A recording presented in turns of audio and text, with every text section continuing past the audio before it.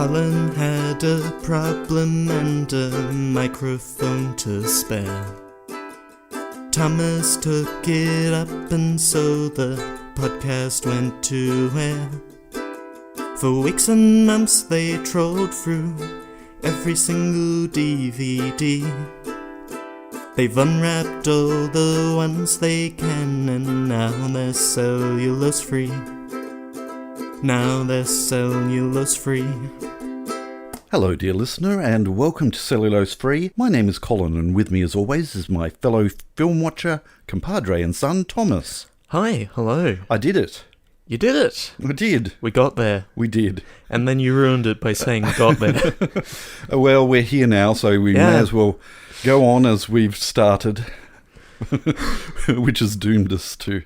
We don't know what we're doing anymore. We've forgotten again. Yeah, it's been 3 weeks. It has. And my, what an amazing 3 weeks it's been, hasn't it? Yeah, it's... I have gotten up to a bit. Mm-hmm. Yeah. The borders have opened in little old Tassie. Yep. And so we've sprung up from absolutely no cases in Tasmania of the ravaging COVID to 20 million. Several hundred. Yes, quite a few hundred per day. Omicron didn't help. No, it's spreading like wildfire and everyone's pointing fingers and blaming everyone else and things that should have been in place weren't in place and it's just an ugly mess. And all those years just completely wasted. Sorry, do go on. Yeah. And then... and all the borders are open. They are, all the borders. Yep. Apart from Western Australia. Well, yeah, if there's one case of corona, they're shutting the border. Shut the border! Yeah, and they still have some number over there, so... They do. That lot of good it did them. Anyway. What have you been up to? What have I been up to? So I have been up to... As I say, we'll continue on as we've begun. Well, I have... No, do tell. So, when... Have you got a list? I didn't write down a list. What have you been doing? I was too busy doing other things. You're about to tell us. I was. Good. I was, and then you interrupted. Do go on. I will. Good. Are you going to interrupt? I don't know. I'm on such a buzz at the moment because I'm terrified. I've spent the whole week, well, the last 3 weeks thinking, oh, do we really want to do this anymore? I do. Okay. I'm quite enjoying it. All right, then. What about you? Oh, buzz. Okay. So I'll shut up now. Yeah. So what have I been up to? So when we last left off, just before Christmas, I was getting ready to watch another episode of German game show Schlag den Star, and as we record now, I am getting ready to watch another episode of German game show Schlag den Star at the end of the week. So that's fun. Christmas happened. Christmassy things happened. We all stayed home and did Christmas at home, and that went all right, didn't it? I think it did. Yeah. Yes. I thought it was kind of special. Yeah. Breaking with years and years and years and years and years of tradition of us heading off to my mum's family for a big Christmas get-together. We decided not to do that this year and to just have a quiet Christmas at home. And it was good. Yeah. And none of us caught COVID. None of us did. No. And shortly thereafter, very shortly thereafter, the tree went away. or it moved across the room into a box. It is in a box. Yes. Yeah. Having a deranged cat in the house means the period of time when a Christmas tree is up is very short indeed. Advent of Code continued and then finished, and it was getting quite difficult towards the end, but I did manage to do it all. Thanks to me, I helped. And then there was a very nice puzzle for Christmas Day, which was easy to get to because we were all at home and had wrapped up all our stuff before 4 p.m. So it wasn't a problem. It was a problem, but generally it wasn't. Then I spent the next couple of weeks off and on trying and failing to edit together a compilation of people swearing on a live stream. My editing software was not kind to me, and it does not help that I am using a computer that is not built for this task. It's an office computer from Officeworks. I make it do all sorts of things that it really shouldn't. Yeah. And eventually that was done, and it went out, and the people who needed to see it saw it, and that was that. Good. Yeah. Yes, I did see a link to it, but I didn't click on it. No, you didn't need to. No, the descriptor was enough to think, right, I see what he's doing there. Yep. And I did it, and it was done. And then, late last week, I want to say, I discovered that sitting on the shelf was a copy of The Force Awakens and The Last Jedi that weren't in our My Movies database.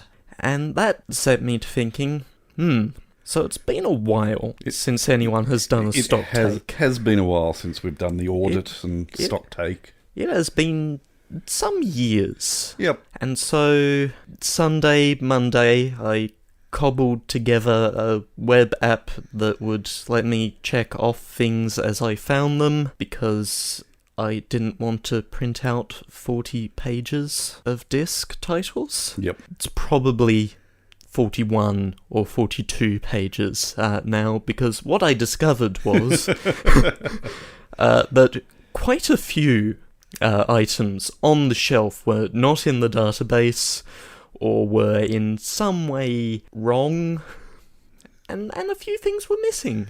And, yeah. And maybe those will crop up at some point. We'll see. We established where most of them were or weren't. There's a couple of question marks still. So actually doing the audit was Tuesday. A lot of hopping up and down and kneeling and sitting and getting up again for 3 hours. And at the end of all that, I had worked out what was wrong. And today I started fixing what was wrong. Yeah. It may take a bit. In some cases, it's things that just weren't in the My Movies Omni database at all, and should have been. Yeah. I have spent far too much time looking at one Thomas and Friends compilation. I have a little bit of sympathy, seeing as I, many years ago, did a lot of that work prior to stopping and planning to get back to doing so, but yes. And so that was my today. And probably my tomorrow. Yep. And possibly my Friday as well. Good.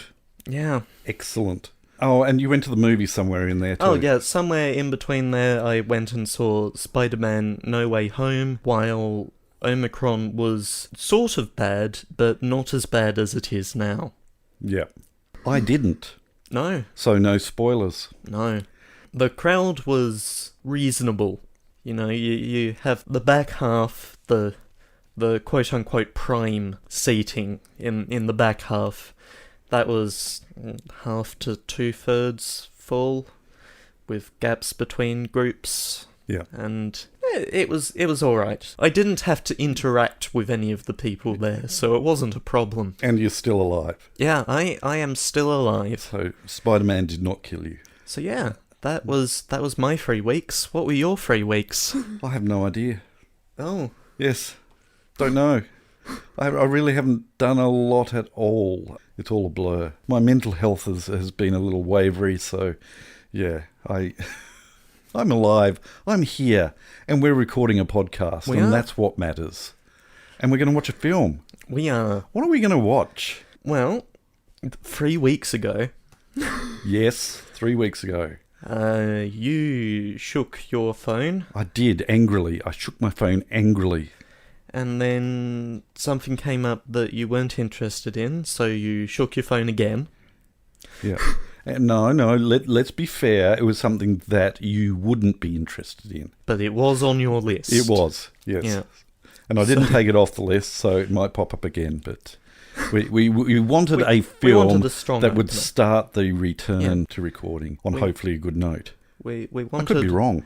a strong opener for the year, and a strong film for what is our 50th episode of this series. Big 5-0. Yeah, and 150th of the franchise is somewhere on the horizon. So what did what did the phone select as our big return to podcasting? The phone selected a film by Terry Gilliam titled Brazil. Indeed, we are going to watch Brazil. It has been many, many years since I've seen this, so I remember very, very little of it. Sorry, other than times when things in real life suddenly made me think of moments in this film, but only snippets, so not a very strong memory of it at all. So it's going to be interesting to see how we go. What's it all about, Thomas? It's only a state of mind. Jonathan Pryce stars as Sam Lowry in this surrealistic spectacle about a daydreaming bureaucrat trapped in a future dystopia where love is forbidden from interfering with efficiency. But with the help of an underground superhero and a beautiful mystery woman, Sam learns to soar to freedom on the wings of his untamed imagination, or so he thinks. Acclaimed filmmaker Terry Gilliam directs with an acerbic wit and poet's eye that dazzles like never before in glorious high definition. It's already in the machine. It is. We're going to watch it. We are. And then we're going to come back and talk about it. So we'll catch you on the flip side. Turn to side B. I've got nothing. Mongrel. I've got pins and needles in my foot. Okay, stand up then. Can't. We're still recording. Oh, I'll stop then. Yeah.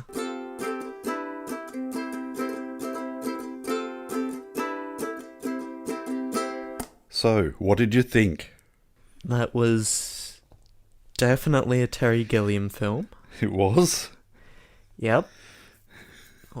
All his nonsensibility in there. It's madness. It is. It's a bonkers film. Yeah. Sort of drifted in and out of liking it. It has lulls. It does have lulls. And usually those lulls are when he's being at his most pretentious, I think. Mm-hmm. Yeah. It's a Christmas movie. It does take place at Christmas, yes. Well, and there's gift giving all the way through it and mentions of Christmas. So I think you would have to class it as a Christmas movie. Is it? Is it a Christmas movie or is it a consumerism movie? A very interesting question, and I think a pointed question that is very much brought up in the film. Because outside of the film, you might be wanting to call it a Christmas movie, but the text is shouting that it's a consumerism movie. What's the difference? I don't understand. Okay, a little bit of context for how I recall seeing this for the first time. Uh-huh. In 1984, the film of the book 1984 came out, and that was grim. That was a really grim film, and I possibly wasn't old enough to really be prepared to see that. Mm-hmm. It had quite an impact on me in possibly not a great way. And in 1982, just a few years previous, Blade Runner came out. Mm-hmm. Now, I don't think I saw that when that first came out. I cannot imagine me seeing that when that first came out. And I didn't see Brazil when it first came out. But for me, when I finally saw Brazil, I had seen Blade Runner, and I had obviously seen 1984, and it is a bizarre, for me at least, mishmash of 1984, the really dark dystopia of 1984, the grim, almost surreal atmosphere of Blade Runner, with, I guess, the Terry Gilliam twist, the quirk, the black comedy, I think really all that I had seen of his works up to that point would have been Time Bandits. Mm-hmm. And there is certainly that impact happening there as well. It's just a weird mix. And I remember watching Brazil and thinking, this is 1984 again, and feeling quite unnerved. There are places in it where it is quite unnerving. It's almost a whiplash of, this is really funny, and then, whoa, oh no, it's not. Oh no, he's making a point and he's right. Yeah. The other thing that I should point out is that watching this, as I mentioned at the beginning, as far as my mental health is concerned, it's fairly average at the moment. That is not a good film to watch when your mental health is fairly, because it delves very deeply into the psychosis of this man and what is real and what is not real, and it's crazy in a very carefully constructed, most of the time, way, except for the times where Terry Gilliam sort of loses hold of the reins, I guess, a bit. But I still consider it an incredibly well-crafted film that I don't think was appreciated at the time that it came out, but over the years has built up more and more respect and understanding, and also reflects even more so reality, I guess. Society and technology and bureaucracy has become more and more like this film as the years have gone on. So I've seen a few Terry Gilliam films over the years. Yep. Holy Grail. Oh, I should have thought of Holy... Isn't that weird? I always consider that a quote-unquote Monty Python film. It is a Monty Python film. Yes, it is. But in fact, it is a Terry Gilliam film. 12 Monkeys. 12 Monkeys, Time Bandits. Yep. Brazil. Yep. You haven't seen Jabberwocky, have you? No, I've not. No, that might be the list, actually, for me. Does a protagonist ever win a Terry Gilliam film? Win's, I guess, a really objective term. But no. Spoilers, the kid in Time Bandits loses his parents and is left an orphan at the end, and everyone around him is completely oblivious to him. I still remember Morgan being absolutely mortified watching that for the first time, and I felt terrible because I'd forgotten how harrowing the ending of that was. 12 Monkeys, he dies at the end. Yeah. Spoilers. He dies several times throughout, but the actual time he dies is at the end. Holy Grail, they don't get the Holy Grail. They run out of money and are arrested by the police. Yeah, and Brazil, he's tortured to madness. And what's really unusual that I don't think had impacted me the first couple of times I've seen it, and it was amazing how much I've forgotten about this film, but at what point was he sane? If ever. Is this whole film a delusion of his, or does he plunge into madness? Or at the end, we see that he has gone mad in information retrieval, which, how much information is being retrieved here? Is the whole film him in information retrieval? Indeed, because the dreams that he's having end up supposedly of a real person who he's never met. His mother devolves into being that person, so you've got Oedipus complex issues happening there as well. It's just a crazy mixed up film that is incredibly well crafted. Again, for the most part. Yeah.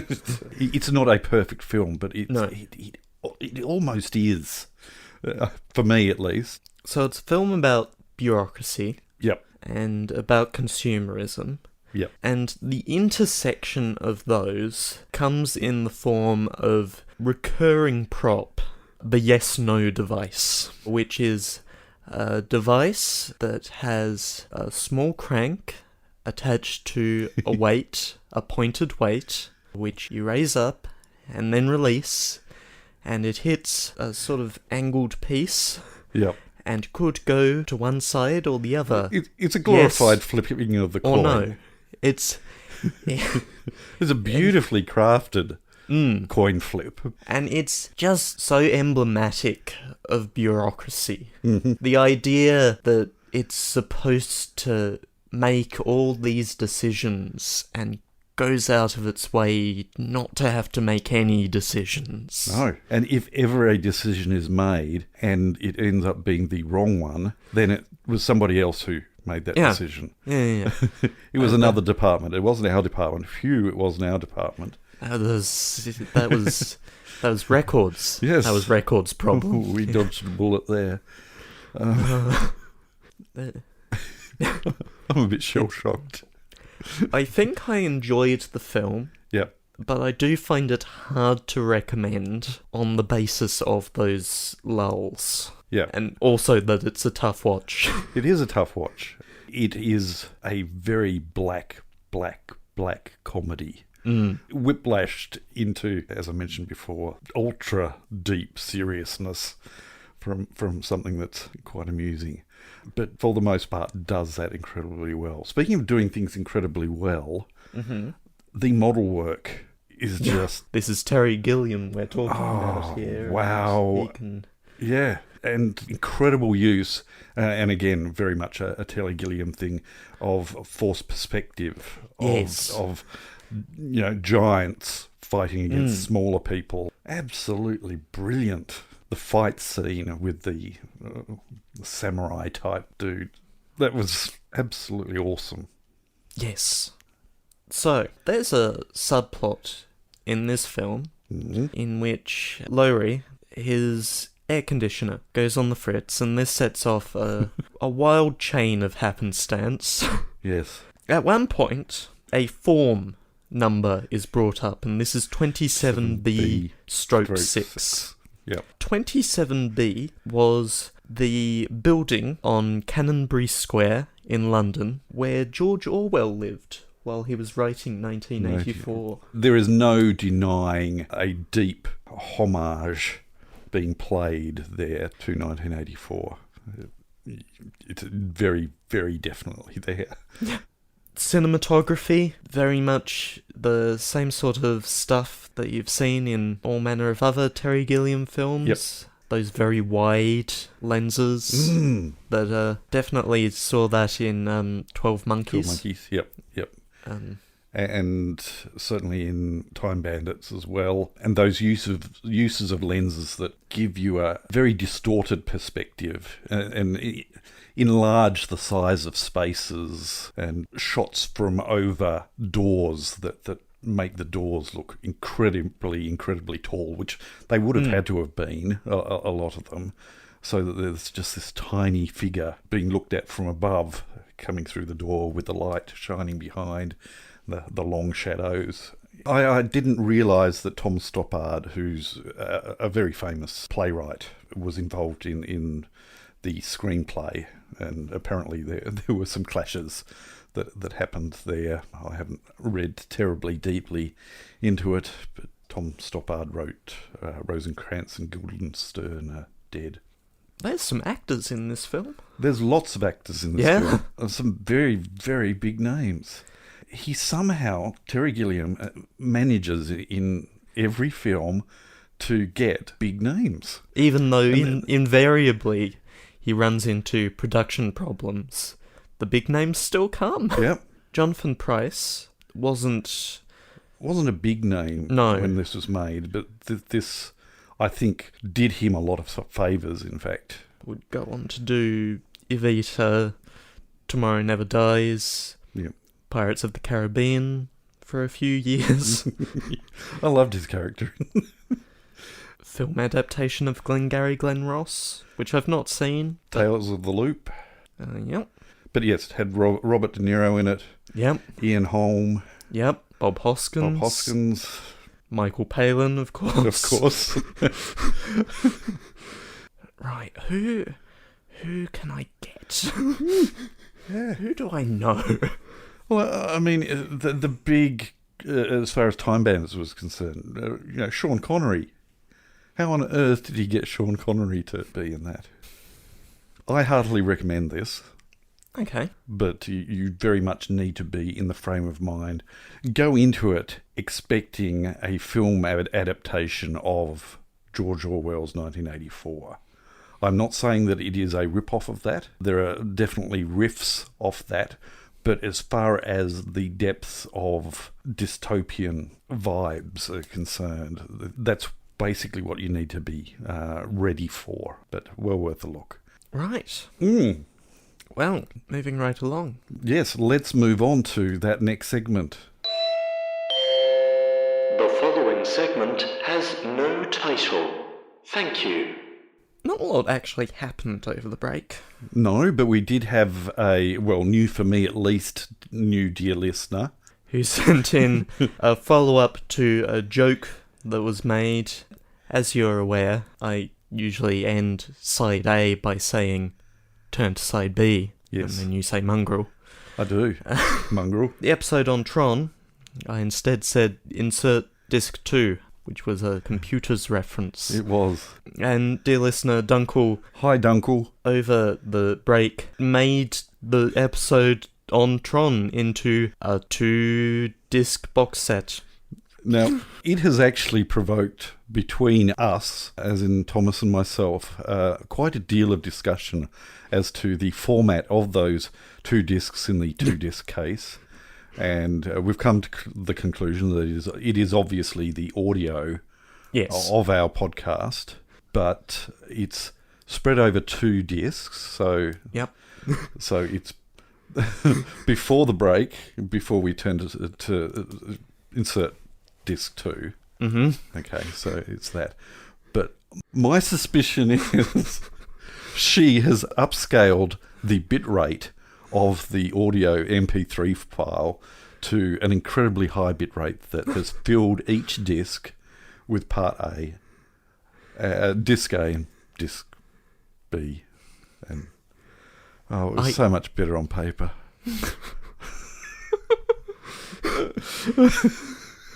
I don't think she's done that.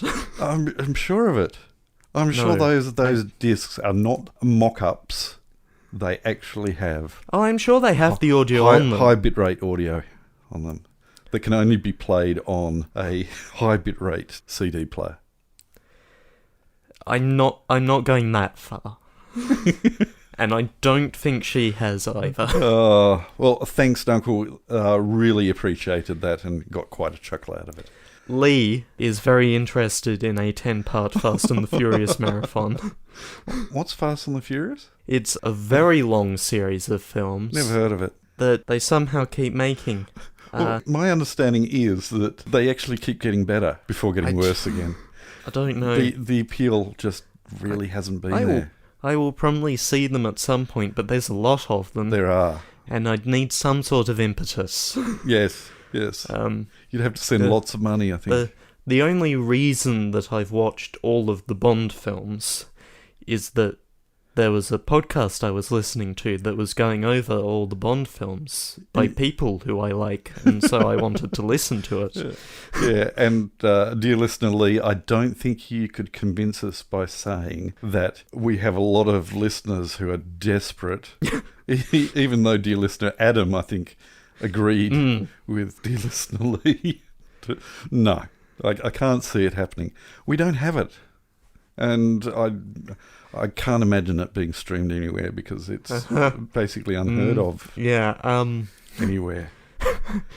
But would you believe that is something I have actually looked into? Yes, I would believe that. And in fact, most of it is on streaming. Right. Fair enough. Okay. Oh, dear. Pay windows being what they are. Yeah. I don't think... there's maybe 1 or 2 of the last ones that aren't there yet. Yeah. But otherwise it's all there. Can't make any promises there. No. But thanks for the suggestion. Yeah. Yeah. And Helen, dear listener, Helen commented that she had forgotten what comment she wanted to make. Yep. And that was the end of that. I had a reply all ready for that too. And then you didn't make it, did you? I can't remember what it was. No. Hey, if that's it then... That is it. Let's move on. Pick a film for next week so we can go to bed. And it's your turn. It is my turn. It is your turn. And you've had 3 weeks to just rustle up just an absolute doozy of a follow-up to this episode. Which brings us to the fact that I've only just decided what I wanted to watch now. Oh, you have decided? Yes. On a film? Yes. You're not randomly selecting one? We were talking about Time Bandits. Yes. And I want to watch Time Bandits. Okay. So we're going to watch Time Bandits. Oh, good. No, I think that's sort of a Terry Gilliam role. Let's wind back one Terry Gilliam film. Yeah. Cool. Which I did, out of all the ones that we've mentioned... the first time I watched Time Bandits was in the cinema. Right. Yep.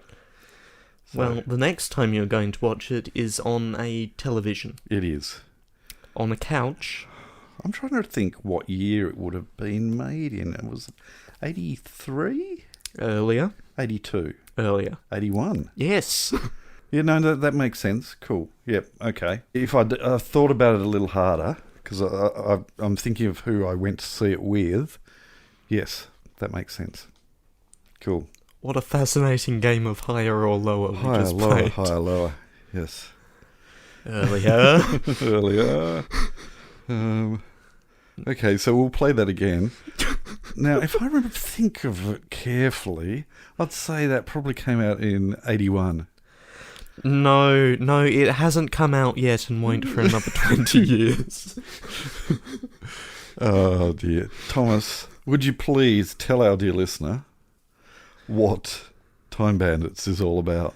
Yes, as soon as I can find a description. I'm going to have to pull this one off the shelf and add to the contents Seriously? in the database, because Wow. I shall read out the missing data. It is missing... A back cover. From its description, the day the disc was released, the type of cover it has, the back cover, the disc ID attached to the DVD, what audio tracks it has, what subtitles it has, what studios were involved, whether it has any extra materials, whether it includes a digital copy. It doesn't. No. It doesn't. No, It's you fix that one right now. Region code, and the front cover, while it is there, isn't very good. Wow. It is, in fact, very low quality. Oh, look, I may have even prompted that. I believe it is a remastered version. It does say it's a 2-disc special edition. Yes, yeah. So for years and years and years, I had a really crummy version of it, and then I think Umbrella did a re-release. Yes. And remaster. Yes, this is an Umbrella Entertainment release. Wow, I can't believe I remember really silly things like that. But it wasn't on the database, and so I submitted it and said this is what it is, and that's what My Movies does. It produces a bare bones just to get it on the system. Fascinating stuff, I'm sure. Right, yes, I was going to look at the attached movie, because you did at least connect a movie to it. Yep. Okay, I have a description. Good. Please share with our dear listener. In Terry Gilliam's fantastic voyage through time and space, a young boy named Kevin, played by Craig Warnock, escapes his gadget-obsessed parents to join a band of time-travelling dwarves. Armed with a map stolen from the Supreme Being, Ralph Richardson, they plunder treasure from Napoleon, Ian Holm, and Agamemnon, Sean Connery, but the evil genius, David Warner, is watching their every move. Featuring a darkly playful script by Gilliam and co-star Michael Palin, Time Bandits is all at once giddy fairy tale, revisionist history lesson, and satire in technology gone awry. Yeah, that's not a bad encapsulation of it, except for the traumatic ending. Yeah. Yeah, but you're not going to talk about that on the back of the case, are you? No. You By the want way, to sell things. It's going to have a traumatic end. Yeah. And we'll talk about that next week. We will. Speaking of next week, we hope that you can join us. But until then, we'll catch you next time. Bye. You have been listening to Cellulose Free. Your hosts were Colin, who produces and edits the show, and Thomas, who makes the artwork and music. Cellulose Free is recorded in the Deranged Cat Studios in scenic Tasmania, Australia. We keep track of our extensive physical media collection through My Movies, which we highly recommend. You can find links to that, as well as other places you can find us in the show notes. Cellulose Free is a Hi Hello production.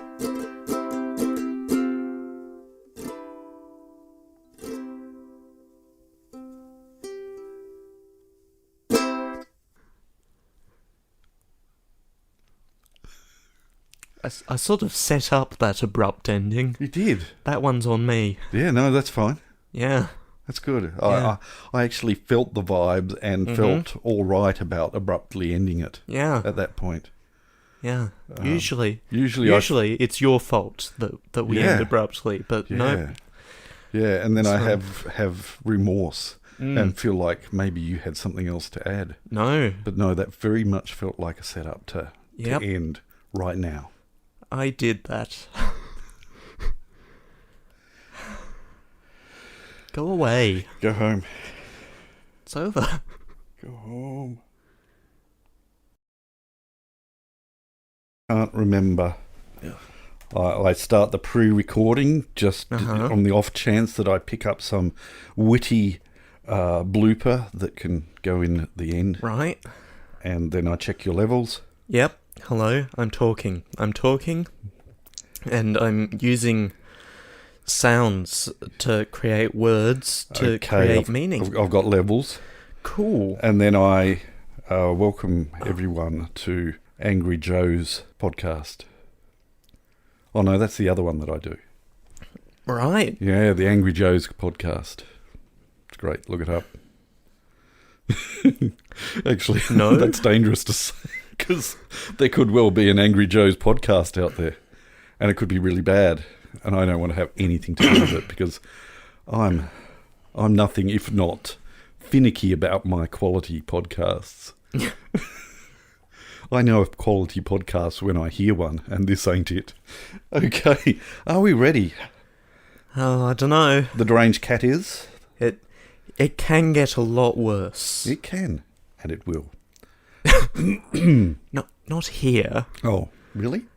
Okay, good. Podcasts generally can get a lot worse. They can. Okay, breathe. In through the ears and out through the elbows. In through the ears and out through the elbows. Good.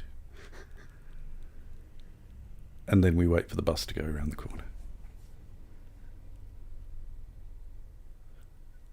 Right, we've got half an hour. Let's go. Go, go, go, go. Go. Hello, dear listener, and welcome to Cellulose Free. My name is Colin. Oh, hang on. No, it isn't. Yes, it is. Oh, is it? Yes. Oh, I'm not Angry Joe. That's right. No.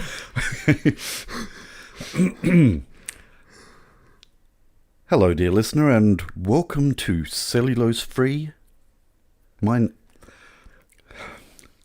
We'll come